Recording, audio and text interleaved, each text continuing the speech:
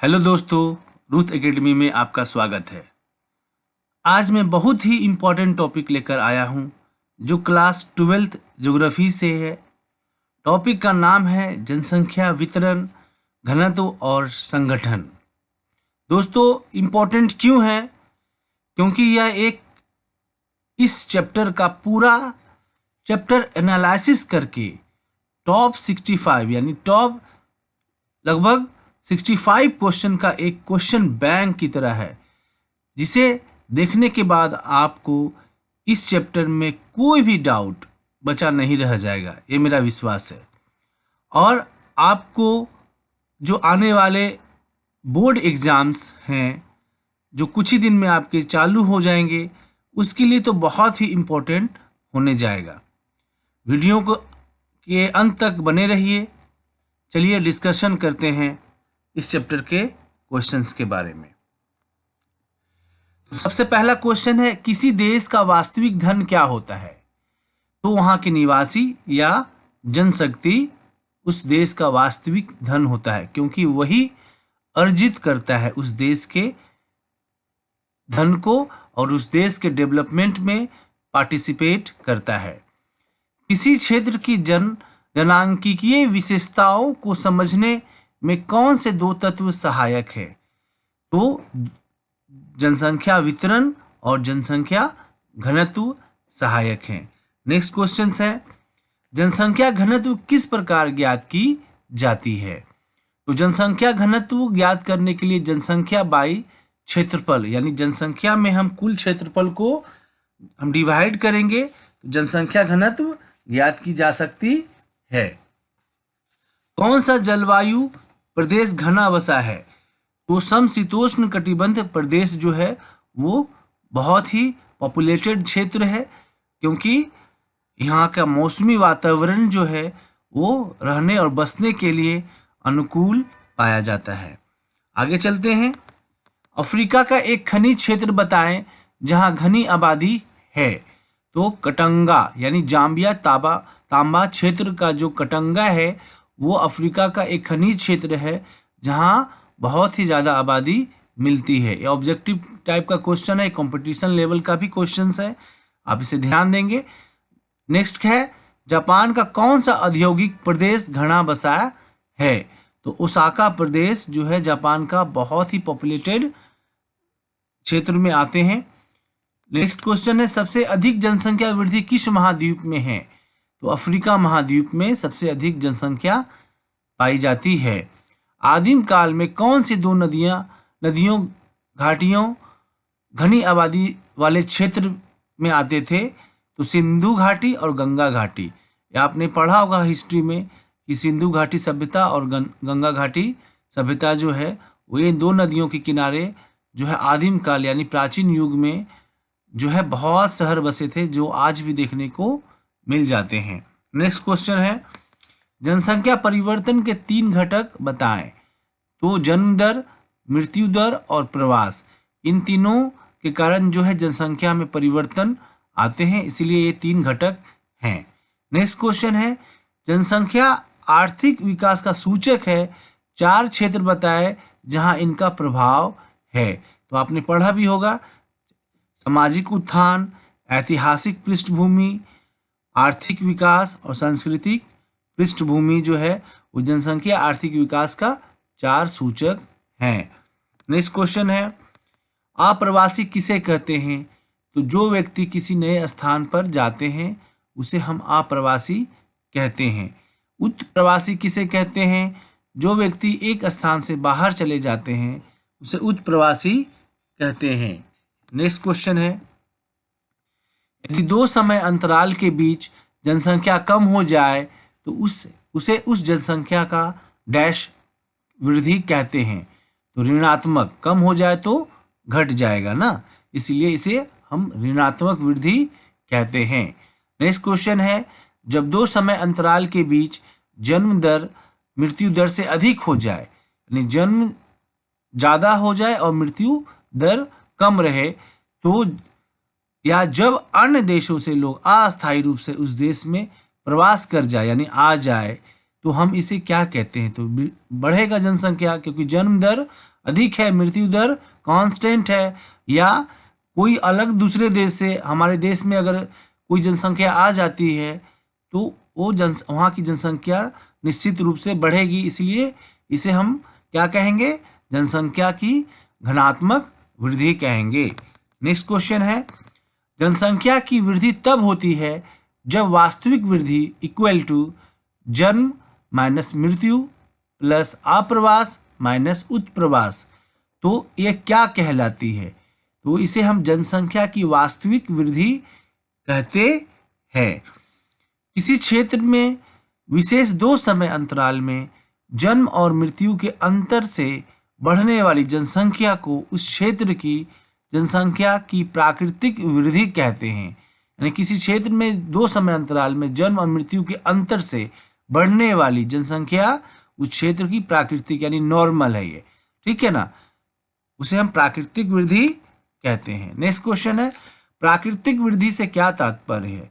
तो प्राकृतिक वृद्धि बराबर हम अभी पढ़े हैं जन्म माइनस मृत्यु, इसे हम प्राकृतिक वृद्धि कहते हैं और इसे प्राकृतिक वृद्धि निकालने का तरीका भी यही है। नेक्स्ट क्वेश्चन है, जनसंख्या में परिवर्तन है जो प्रतिशत में व्यक्त की जाती है, तो इसे हम क्या कहते हैं? तो जनसंख्या की वृद्धि दर है ना, वृद्धि दर, दर का मतलब प्रतिशत, यानी जनसंख्या में परिवर्तन को अगर प्रतिशत में व्यक्त करते हैं तो उसे हम जनसंख्या की वृद्धि दर कहते हैं। नेक्स्ट क्वेश्चन है, जनसंख्या वितरण को प्रभावित करने वाले कारक, यानी जनसंख्या अलग अलग जगह पे अलग अलग होती है, इसके कई कारण हैं। तो जनसंख्या वितरण को कौन कौन से कारक प्रभावित करती है?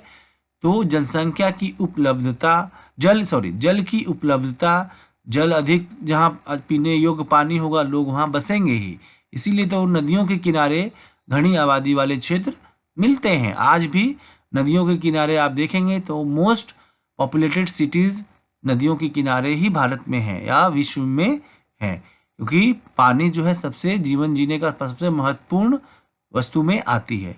भू आकृति प्लेन में ज़्यादा लोग रहते हैं देन पहाड़ी एरियो से, इसी तरह से भू आकृति भी निर्भर करती है। जलवायु अच्छी रहेगी तो घनी आबादी होगी। मृदा यानी खेती बाड़ी करने का योग्य जमीन जहाँ होगी वहाँ पर जनसंख्या अधिक होगी।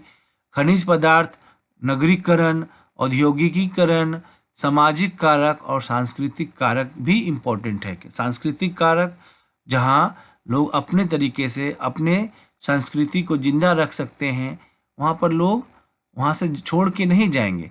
अगर वहाँ पर उस जगह पे किसी खास जाति या जनजाति को अपनी संस्कृति के प्रति जो है उनको रोका जाए तो निश्चित रूप से वहाँ से लोग प्रवास कर जाएंगे।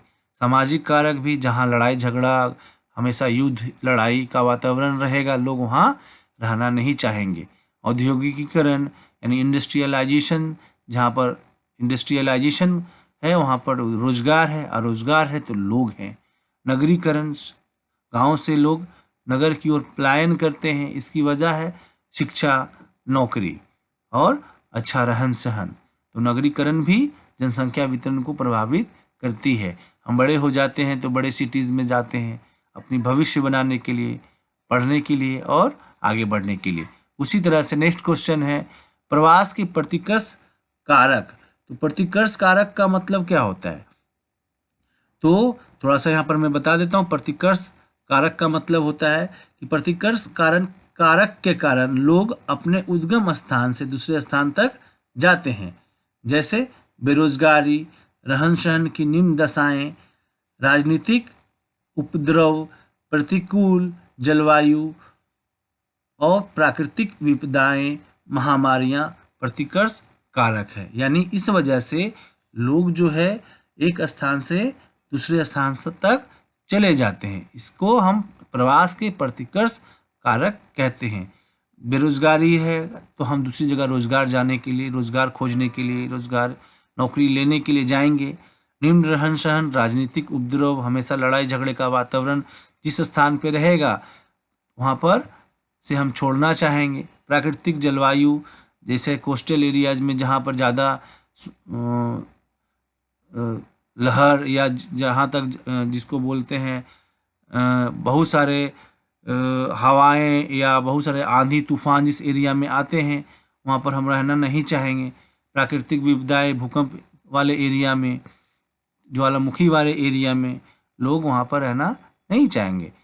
ठीक है, जहाँ पर प्राकृतिक विपदाएं आती रहती है, महामारी फैल गई तो हम एक जगह से दूसरी जगह जाएंगे। सामाजिक और आर्थिक पिछड़ापन के कारण भी हम प्रवास करते हैं। नेक्स्ट क्वेश्चन है अपकर्ष कारक। प्रवास के अपकर्ष कारक क्या है? तो अपकर्ष कारक के कारण जो है, अपकर्ष कारक के कारण गंतव्य स्थान को आकर्षक बनाते हैं, यानी लोग अट्रैक्ट करने वाली चीजें हैं कि लोग कैसे अट्रैक्ट होकर जो है दूसरी जगह से किसी और जगह पे जाते हैं।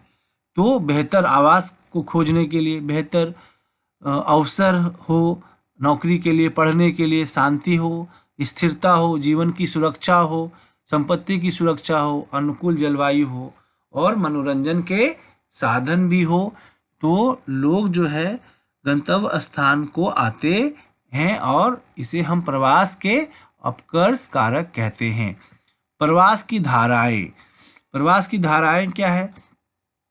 तो लोग ग्रामों से नगरों की ओर जा सकते हैं, नगरों से ग्राम की ओर भी आ सकते हैं, ग्राम से ग्राम की ओर भी जा सकते हैं और नगर से नगर की ओर भी जा सकते हैं। वजह कुछ भी हो, लेकिन ये जो है यहाँ से प्रवास की धाराएं समझी जा सकती है। ठीक है, ये संभावनाएं हैं कि ग्रामों से नगरों की ओर, नगरों से ग्राम की ओर, ग्राम से ग्राम और नगर से नगर की ओर लोग प्रवास कर सकते हैं। और कहाँ करेंगे? ठीक है, तो इसे हम प्रवास की धाराएं कहते हैं। नेक्स्ट क्वेश्चन है तो प्रवास के प्रकार जो है, मुख्य प्रकार हैं प्रवास के, वो क्या क्या हैं? तो लोग मौसमी प्रवास करते हैं मौसम के कारण, अंतर्राष्ट्रीय प्रवास, आंतरिक प्रवास और ग्रामीण प्रवास, शहरी प्रवास। ये जो है वो प्रवास के प्रकार है। मौसम के कारण लोग प्रवास करते हैं। ठीक है, ज़्यादातर आज कम हो गई है मौसमी प्रवास, लेकिन फिर भी कहीं ना कहीं है। जैसे पहाड़ी एरिया में बर्फबारी हो गई तो लोग नीचे आ जाते हैं जहाँ पर थोड़ी उनको गर्मी मिले और बर्फ से राहत मिले। अंतर्राष्ट्रीय प्रवास तो आप जानते ही हैं, रोजगार, बेहतर रोजगार और बेहतर शिक्षा के लिए। आंतरिक प्रवास भी यही कारण होते हैं, बेहतर रोजगार, बेहतर शिक्षा और थोड़ा औद्योगिकीकरण, नगरीकरण, ये सब के कारण जो है आंतरिक प्रवास होती हैं। ग्रामीण प्रवास और शहरी प्रवास भी कहीं ना कहीं इन्हीं कारणों से होती है। नेक्स्ट क्वेश्चन है किसी क्षेत्र विशेष में किसी दिए गए समय में जनसंख्या के आकार में परिवर्तन को क्या कहा जाता है? जनसंख्या वृद्धि। जनसंख्या वृद्धि की ये परिभाषा भी है दोस्तों, इसे आप लर्न कर सकते हैं। बहुत इंपॉर्टेंट क्वेश्चन है कि जनसंख्या वृद्धि किसे कहते हैं? तो किसी क्षेत्र में किसी विशेष दिए गए समय में, यानी क्षेत्र और विशेष समय में अगर जनसंख्या बढ़ती है या घटती है, उसमें परिवर्तन को जो है जनसंख्या वृद्धि कहते हैं। नेक्स्ट क्वेश्चन है जब लोग प्रवास करते हैं तो जिस स्थान से गमन करते हैं उस स्थान को उद्गम स्थान कहते हैं। उस स्थान को क्या कहते हैं? उद्गम, जहाँ से लोग निकलकर दूसरी जगह जाते हैं उसे हम उद्गम स्थान कहते हैं। और जिस स्थान पर लोग आगमन करते हैं उस स्थान को क्या कहते हैं? गंतव्य स्थान कहते हैं। नेक्स्ट क्वेश्चन है जब लोग प्रवास करते हैं तो जनसंख्या में क्या होता है? तो प्रवास करेंगे तो जनसंख्या में कमी हो जाएगी, लोग दूसरी जगह चले जाएंगे तो वहाँ की जनसंख्या घट जाएगी, और जिस स्थान पर लोग आगमन करते हैं वहाँ की जनसंख्या बढ़ जाएगी। ये लॉजिकल क्वेश्चन है। ठीक है, नेक्स्ट चलते हैं। टुंड्रा प्रदेश उष्ण तथा शीत मरुस्थल तथा घने वन प्रदेश ऐसी जनसंख्या वाले प्रदेश में आते हैं, तो निश्चित रूप से यहाँ कम जनसंख्या पाई जाएगी क्योंकि यहाँ रहने लायक अनुकूल जलवायु और वातावरण की कमी है। ठीक है, इसीलिए विरल जनसंख्या वाले प्रदेश में ये आते हैं। ऐसी जगह को क्या कहते हैं? विरल जनसंख्या वाले प्रदेश कहते हैं। नेक्स्ट क्वेश्चन है उत्तरी पूर्वी संयुक्त राज्य यूरोप तथा पूर्वी एशिया कैसा जनसंख्या घनत्व वाले प्रदेश में आते हैं? तो सघन, जहाँ पर अधिक जनसंख्या पाई जाती है उसे हम सघन बसे प्रदेश कहते हैं। नेक्स्ट क्वेश्चन है किसी क्षेत्र विशेष में किसी वर्ष के दौरान प्रति हजार जनसंख्या के पीछे मृतकों की जनसंख्या के रूप में अभिव्यक्त किया जाता है उसे हम क्या कहते हैं? तो आशोधित मृत्यु दर कहते हैं। मृत्यु दर आशोधित मृत्यु दर कहते हैं।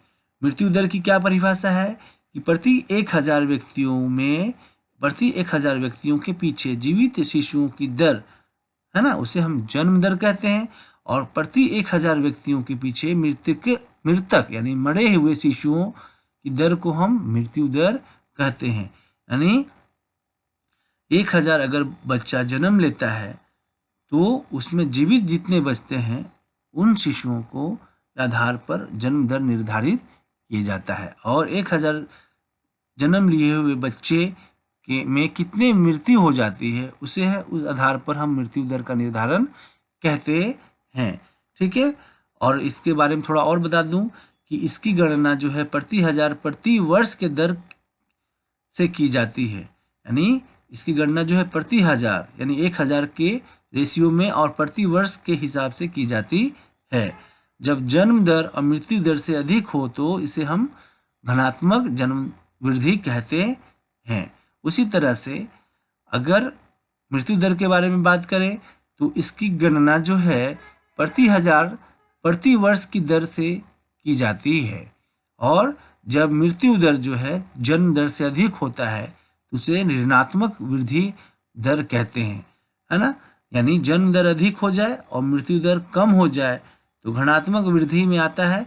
और जब मृत्यु दर जन्म दर से अधिक हो जाए तो इसे हम जनसंख्या का ऋणात्मक वृद्धि दर कहते हैं। तो इसे आप याद रखिएगा। प्रति हजार, नेक्स्ट क्वेश्चन में पढ़ता हूँ, प्रति हजार स्त्रियों द्वारा जन्म दिए गए जीवित बच्चों के रूप में व्यक्त किया जाता है तो इसे हम गणना को क्या कहते हैं? तो आशोधित जन्म दर कहते हैं। जीवित तो जन्म दर और मृत्यु तो मृत्यु दर प्रति हजार व्यक्तियों में प्रति वर्ष। ठीक है, ये सब टॉपिक आप याद रखिएगा तो आपको लिखने में इजी होगा। नेक्स्ट क्वेश्चन चलते हैं। तो इसकी अब जो है फॉर्मूला है कि जन्म दर हम कैसे निकालेंगे और मृत्यु दर जो है हम कैसे निकालेंगे। तो जीवित जन्म बाई वर्ष की मध्य जनसंख्या गुने 1000 यानी वर्ष की मध्य जनसंख्या से हम जीवित जन्म जो है उसको डिवाइड करेंगे और फिर डिवाइड करके टोटल को हम 1000 से मल्टीप्लाई कर देंगे। उसी तरह से मृत्यु दर हम कैसे निकालेंगे? मृतकों की संख्या को हम वर्ष की मध्य जनसंख्या से डिवाइड कर देंगे और कुल जो जितना आएगा उसको हम 1000 से मल्टीप्लाई कर देंगे तो हमारा निकल जाएगा क्या? आशोधित मृत्यु दर। तो आशोधित जन्म दर और आशोधित मृत्यु दर का जो है फॉर्मूला है, इसे आप नोट करके आप बहुत ज़्यादा इंपॉर्टेंट क्वेश्चन हो जाएगा, इसे एग्जाम में पक्का आप इसे समझिए। तो आगे चलता हूँ। बेरोजगारी के कारण जब लोग अपने उद्गम स्थान से दूसरे स्थान तक जाते हैं तो इसे हम कौन से कारक के अंदर रखेंगे? तो प्रतिकर्ष कारक के अंदर रखेंगे। जब अभी मैंने इसका बारे में डिस्कशन किया है कि प्रतिकर्ष कारक कब होता है? जब बेरोजगारी, अभी मैं पीछे लेके चलता हूं आपको, तो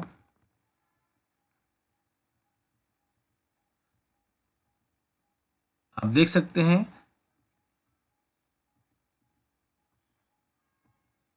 प्रवास के प्रतिकर्ष कारक बेरोजगारी, निम्न रहन सहन, राजनीतिक उपद्रव, प्राकृतिक जलवायु, प्राकृतिक विपदाएं, महामारी या सामाजिक आर्थिक पिछड़ापन के कारण लोग एक जगह से दूसरी जगह चले जाते हैं तो प्रतिकर्ष कारक में आते हैं। तो उसी तरह से यहाँ पर एक क्वेश्चन उसी के हिसाब से निकाला गया है कि बेरोजगारी के कारण जब अपने उद्गम स्थान से लोग दूसरे स्थान जाते हैं तो इसे कौन से कारक के अंदर रखेंगे? तो प्रतिकर्ष कारक के अंदर रखेंगे। नेक्स्ट क्वेश्चन है, जब लोग कार्य के बेहतर अवसर के कारण अट्रैक्ट होते हैं, ठीक है, तो अपकर्ष कारक, जब अच्छी जगह नौकरी लगेगी और हम जब प्रवास करेंगे तो उसे अपकर्ष कारक कहते हैं। ठीक है, जब अच्छे कार्य के लिए, ठीक है, जब लोग कार्य के बेहतर अवसर के कारण प्रवास करते हैं तो अपकर्ष कारक इसे हम कहते हैं। जनसंख्या घनत्व कैसे निकालेंगे? हम कुल जनसंख्या को हम कुल क्षेत्रफल से डिवाइड कर देंगे तो जनसंख्या घनत्व निकल जाएगी। नेक्स्ट क्वेश्चन है कि जनसंख्या की जन्म और मृत्यु घनत्व तथा वृद्धि की सांख्यिकी अध्ययन को क्या कहते हैं? तो जनांकीकी इसे हम कहते हैं। नेक्स्ट क्वेश्चन चलते हैं। जनांकीकी संक्रमण सिद्धांत की कितनी अवस्थाएं होती है? तो 3 अवस्थाएं होती हैं। कौन कौन से? प्राथमिक अवस्था, द्वितीय अवस्था और तृतीय अवस्था होती है। नेक्स्ट क्वेश्चन है, जब जीवन प्रत्याशा कमी होती है, अब ये जनांकीकी हिसाब से है, प्रथम और द्वितीय और तृतीय अवस्था के आधार पर प्रश्न है, अब इसे ध्यान देंगे। जब जीवन प्रत्याशा कमी होती है, अधिकांश लोग खेती में कार्यरत होते हैं, जनसंख्या वृद्धि धीमी होती है, उच्च जन्म दर और उच्च मृत्यु दर होती है, तो इसे हम जनांकीकी संक्रमण सिद्धांत की कौन सी अवस्था में रखेंगे? तो प्रथम अवस्था। और ये प्रथम अवस्था की परिभाषा भी है कि प्रथम अवस्था में क्या होती है? लोग अधिकांश लोग खेती में बिजी होते हैं, जनसंख्या वृद्धि धीमी होती है, जीवन प्रत्याशा कम होती है, उच्च जन्म दर और उच्च मृत्यु दर भी होती है। तो इसे हम प्रथम अवस्था जनांकीकी संक्रमण सिद्धांत में रखेंगे। नेक्स्ट प्रश्न है कि स्वास्थ्य सेवा तथा स्वच्छता उन्नति के कारण मृत्यु दर में सुधार होने से जनसंख्या तेजी से बढ़ती है, लेकिन शुरू में यह प्रजननशीलता ज़्यादा होती है, लेकिन समय बीतने के साथ घटती जाती है। इसे हम जनांकीकी संक्रमण सिद्धांत के कौन से अवस्था में रखेंगे? तो द्वितीय अवस्था में रखेंगे। नेक्स्ट क्वेश्चन है, किस अवस्था में जन्म और मृत्यु दोनों की कमी होती है? इसमें जनसंख्या स्थिर हो जाती है, इसे हम तीसरी अवस्था में रखेंगे। तो पहली अवस्था, द्वितीय अवस्था और तृतीय अवस्था का परिभाषा भी है, इसे आप ध्यान से नोट कर सकते हैं। नेक्स्ट क्वेश्चन चलता हूं मैं। आयु पिरामिड के आधार चौड़ा हो और शीर्ष लंबा होता है, तो इसका मतलब क्या होता है? यानी आयु पिरामिड आपने पढ़ा होगा कि उसका आधार चौड़ा है और शीर्ष लंबा है, तो इसमें क्या होता है? इसका मतलब विकासशील देश को ये दिखाता है सबसे पहले, और इसमें बच्चों की संख्या अधिक होती है लेकिन बूढ़ों की संख्या कम होती है, क्योंकि आगे धीरे धीरे ऊपर जो है वो लंबा और सिकुड़ जाता है। ठीक है। नेक्स्ट क्वेश्चन है, आयु पिरामिड के आधार पर मध्य की मोटाई एक जैसी होती है। इसका मतलब है कि ये उन्नत देशों में जन्म दर कम होने के कारण सभी आयु वर्ग के लोगों की संख्या बराबर है। ठीक है। नेक्स्ट क्वेश्चन है, लिंगानुपात किसे कहते हैं? स्त्रियां तथा पुरुषों के बीच के अनुपात को हम लिंगानुपात कहते हैं। औसत विश्व लिंगानुपात का तात्पर्य क्या है? तो इसे हम कैसे निकालेंगे? 990 महिलाएं प्रति 1000 पुरुष। ठीक है, यानी 1000 पुरुष पे 990 महिलाओं को जो है औसत विश्व लिंगानुपात के अंदर रखते हैं। उच्चतम लिंगानुपात का तात्पर्य क्या है? यानी महिलाओं की संख्या अधिक, पुरुषों की संख्या कम। निम्नतम मतलब उल्टा, महिलाओं की संख्या कम, पुरुषों की संख्या अधिक, तो इसे हम निम्नतम लिंगानुपात कहते हैं। आयु संरचना का क्या मतलब है? विभिन्न आयु वर्गों में लोगों की संख्या दिखाने वाली संरचना, यानी आयु संरचना कहलाती है, जिसमें अलग अलग आयु वर्ग के लोगों को दिखाया जाता है। जनसंख्या पिरामिड का मतलब क्या है? जो आयु लिंग संरचना को प्रकट करे, यानी जनसंख्या पिरामिड क्या दिखाता है? आयु लिंग संरचना। नेक्स्ट क्वेश्चन है, साक्षरता दर का क्या तात्पर्य है? तो 7 वर्ष से अधिक आयु वाली जनसंख्या जो पढ़ लिख सके एक विषय पर, ठीक है, उसे हम साक्षरता दर कहते हैं। लिंगानुपात को कैसे मापा जाता है? तो लिंगानुपात इक्वल टू स्त्रियों की संख्या को हम डिवाइड करेंगे पुरुषों की संख्या से, और टोटल में हम 1000 से मल्टीप्लाई कर देंगे, तो हमारा लिंगानुपात निकल जाएगा। लिंगानुपात प्रतिकूल कब होता है? जब पुरुषों की संख्या स्त्रियों से अधिक होता है, इसे प्रतिकूल बोलते हैं। किन लक्षणों द्वारा लोगों की पहचान की जाती है? व्यवसाय, शिक्षा और जीवन प्रत्याशा। नेक्स्ट क्वेश्चन है, आयु संरचना को निर्धारित करने वाले कारक क्या हैं? तो प्रजननता, मृत्युकर्म और देशांतर यानी migrations, mortality and fertility. Next question है आयु वर्ग के वितरण कितने प्रकार से की गई है? तो 3 प्रकार से, जैसे बाल आयु वर्ग 0 से 14 वर्ष, प्रौढ़ आयु वर्ग 15 से 64 वर्ष और वृद्ध आयु वर्ग 65 वर्ष या उससे अधिक। तो आयु वर्ग की वितरण ये है।